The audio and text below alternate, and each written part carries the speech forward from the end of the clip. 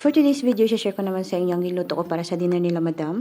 Isa gali sa mga rason ko nga naglakat kami dito sa Aba Market kay mabakaltan ni si madam sang fresh nga hipon kag isda. Kaso nga lang paglantaw niya hindi na daw kuno fresh kay ara na daw kuno sa tubig kag wala na daw kuno sang ice. Pagkasunod daw nagbakal na lang sa sini ning frozen nga hipon sa panda. Una ko gali ginimo kay nagpainit ko ana isang frying pan. Pagkatapos tong nag-init na siya ginbutangan ko na dayon sang butter. To medyo nagmelted na ang butter ginbutangan ko na dayon sang olive oil.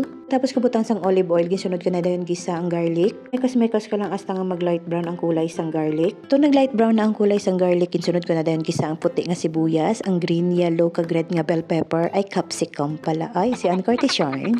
Tapos ko gimbutang ang white onion, green, yellow kag red bell pepper ginmekos ko lang pagkatapos gimbutang ko na dayon sa Arabic spices or barat. Pagkatapos ko gimbutang ang Arabic spices or barat ginmekos ko lang pagkatapos gin-add ko na dayon ang toyo. Gamay lang gali ang toyo gimbutang ko kay pangdagdag lasa lang man siya. Pagkatapos ko gali butang sang toyo ginmekos ko lang siya pagkatapos gimbutang ko na dayon ang hipon. Bali ning hipon gali is wala na siya sang parit kag ulo, limpyo na siya nga daan. Pero ginlimpihan ko pa siya liwat bago ko siya ginluto. Pagkatapos ko gali gimbutang ang hipon ginmekos ko lang sa sang very slight lang. Dali palutuon ko lang ni siyang 3 to 5 minutes. So dali na ni siya lutuon kay wala man ni siya sang ulo kag panit. Kag one time naghambal si madam sa akon nga pag nagluto do ka sang hipon hindi do mo daw kuno sige halo or hindi mo daw pagpadugayon kay para hindi do magtiga. Inapati ko lang si madam kay amo tong iya nga pagpati ha or iya mo to iya nga paniniwala. Tapos gali isang 5 minutes kag check ko naman siya nga luto ng hipon. So gin-transfer ko na siya sa plato kay serve ko na kila madam. Amo lang gali ni ang dinner nila madam. Shrimp with capsicum.